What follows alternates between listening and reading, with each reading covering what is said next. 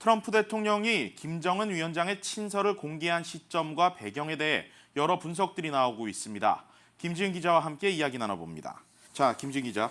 앞서 보도한 대로 김정은 위원장의 친서를 공개한 것이 매우 이례적이다라고 했는데 어떤 점에서 그렇습니까? 네, 이 정상 간 주고받는 친서를 그것도 한쪽이 공개하는 것은 외교 관례로 봤을 때 매우 이례적입니다. 결례에 해당하거든요. 그렇기 때문에 공개 형태를 취한다면 대변인이나 외교 라인을 통한 담화문이나 성명을 발표하는 것이 일반적입니다.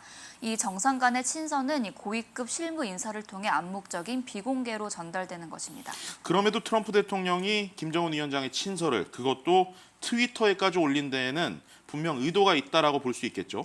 네, 그렇습니다. 아무래도 지난주 이 마이크 폼페이오 국무장관의 3차 방북 당시에 아무 소득 없이 돌아왔다는 비판을 잠재우기 위한 의도가 있는 것으로 풀이가 되는데요. 네. 이전 2차 방북 때는 이 억류된 한국계 미국인들 3명과 함께 돌아오지 않습니까? 네, 그렇기 그렇죠. 때문에 마찬가지로 3차 방북 귀환길에는 최소 이 미군 유해 송환이 이뤄질 것으로 예상이 됐지만 실제 이뤄지지 않았습니다. 네.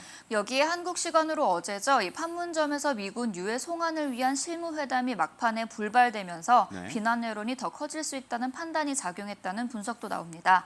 친서를 공개함으로써 이 6.12 싱가포르 회담 이후 논의를 지속하려는 북미 양국의 의지를 재확인시켜준다는 의도가 있다고 볼 수 있겠습니다. 자, 외교 결례일 수 있다. 그렇다면 북측 입장에서는 기분 나쁠 수 있는 상황 아닐까 이런 의문도 나올 수 있겠는데요. 네, 하지만 꼭 그렇다고 볼 수는 없습니다. 이 김정은 위원장이 트럼프 대통령에게 친서를 전달한 것이 이번이 두 번째인데요. 네. 앞서 지난달 북미 정상회담을 앞두고 김영철 북한 노동당 부위원장이 백악관을 방문하지 않았습니까? 네. 그때도 직접 친서를 전달한 바가 있습니다. 예. 이때 공식적으로 두 사람이 사진까지 같이 찍었었는데요. 당시 친서가 담긴 봉투 크기가 화제였습니다. 한눈에 봐도 일반적인 A4 용지보다 훨씬 큰 사이즈였는데요. 이 때문에 북한 역시 김정은 위원장의 친서를 통해서 북한의 협상 의지를 대외에 알리는 역할을 기대하고 있다. 이런 분석이 나오고 있습니다. 알겠습니다. 김지은 기자였습니다.